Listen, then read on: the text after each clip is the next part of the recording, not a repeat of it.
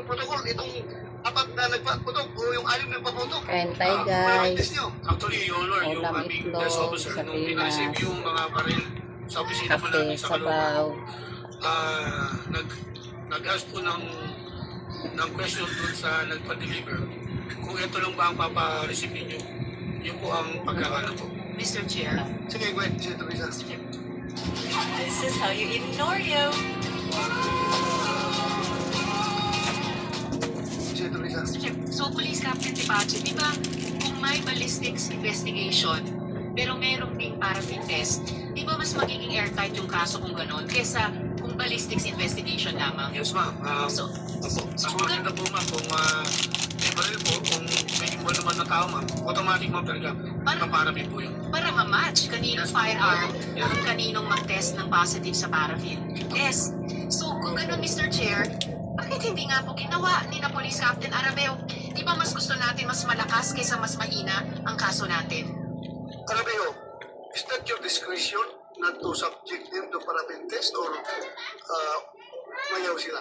Klaruhin natin. Your Honor, that was based on our sound judgment and in good faith. Considering that the direct testimony of the eyewitnesses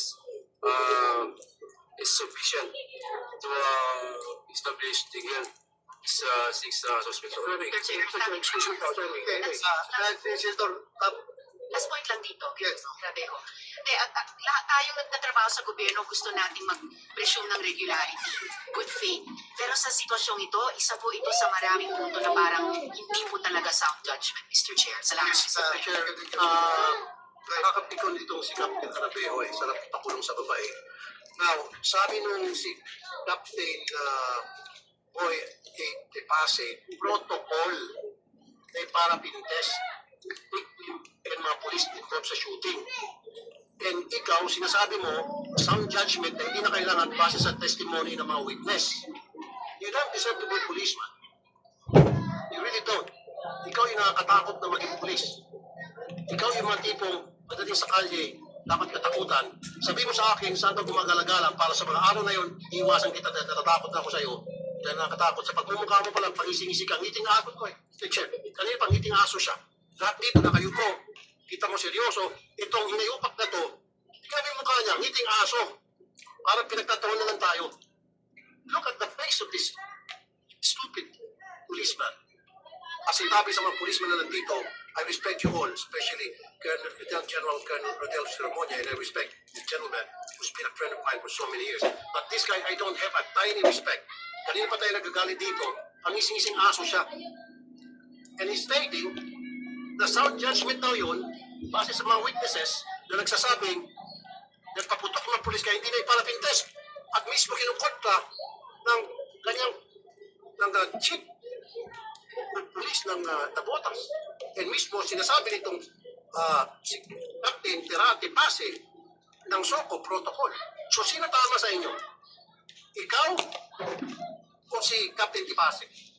O si Colonel Tumipig? Silang dalawa versus you. Sino tama sa inyo?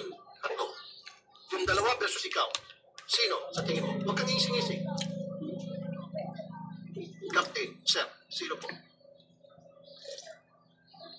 Sir, ako na po sir, tama po ang ginagawa po namin, sir. Tama ang ginagawa nyo. So, ibig sabihin, mali itong dalawa. Ikaw ang tama. Is that what you're saying? So, mali yung nakalagay sa protocol sa libro ninyo. Mali at ikaw ay tama. Pagkain na lang natin yung nakalagay sa PNP manual ninyo dahil sundin na lang natin yung sinasabi mo dahil mas marunong ka.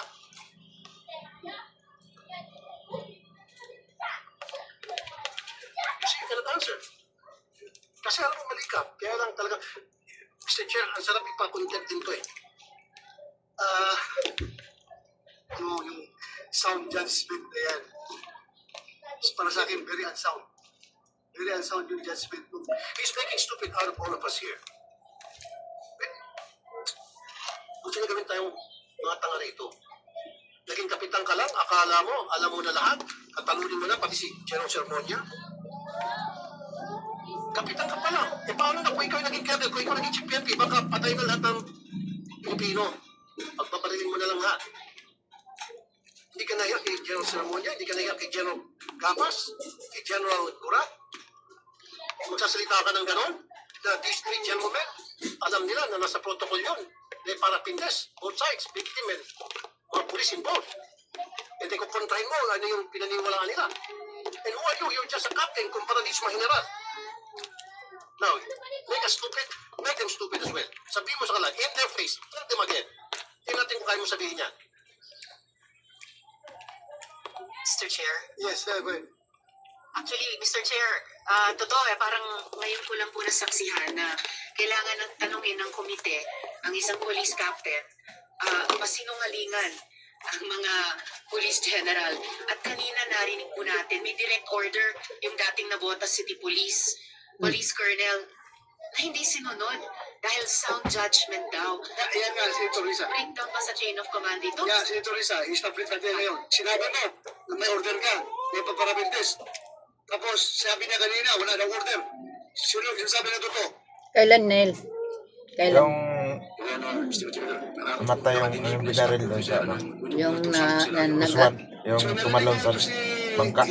yung papa niya po nanagat. O yung nasa abroad yung nanay. Oo. Source order. Sigurado ka? Yun ang pulis ng buti. Pwede ba Dati pa yun, no, di ba? Witnesses para sa contemporary ngayon mismo. Sige. Wala na yan, nagtibag na yan. Saan na niya? Nasaan? Sige, all we need is one or two. Tina.